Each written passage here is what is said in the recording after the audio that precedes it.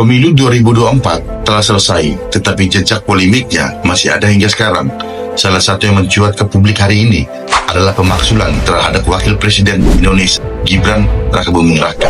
Wacana pemaksulan ini memang belum ada landasan hukum yang kuat, tetapi jangan dianggap angin lalu. Wacana pemaksulan ini berangkat dari keresahan masyarakat, termasuk purnawirawan TNI. Gibran resmi dilantik sebagai Wakil Presiden pada Oktober 2024. Tapi jalan menuju ke sana penuh kontroversi.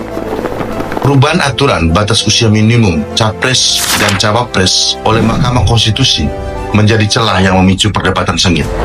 Namun, karena tidak ada pembatalan hukum terhadap keputusan tersebut secara legal formal, pencalonan hingga pelantikannya tetap dianggap sah.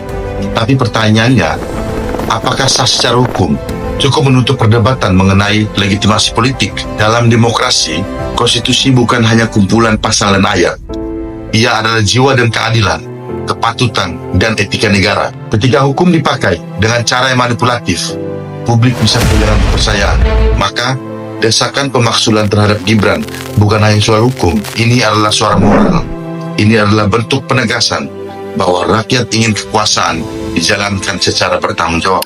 Secara konstitusional, pasal 7A jelas mengatakan pemaksulan hanya bisa dilakukan jika ada pelanggaran hukum berat, pengkhianatan, korupsi, atau kejahatan luar biasa lainnya. Hingga kini, tidak ada indikasi Gibran melakukannya.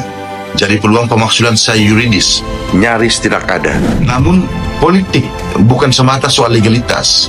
Ini juga soal persepsi, soal kepercayaan publik. Dan disinilah ujian besar bagi Presiden Prabowo.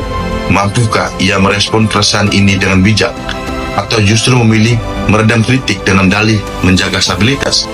Suara publik diabaikan jika etika terus dikorbankan atas nama kekuasaan.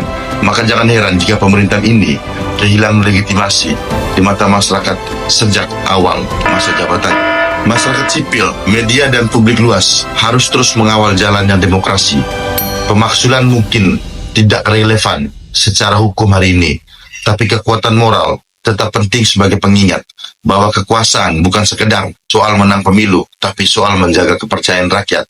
Karena pada akhirnya, demokrasi bukan hanya tentang suara terbanyak, tapi tentang keberanian menjaga integritas, etika, dan keadilan. Kita telah menempuh jalan panjang dalam membangun demokrasi. Jangan biarkan itu dirusak oleh kelicikan dan manipulasi.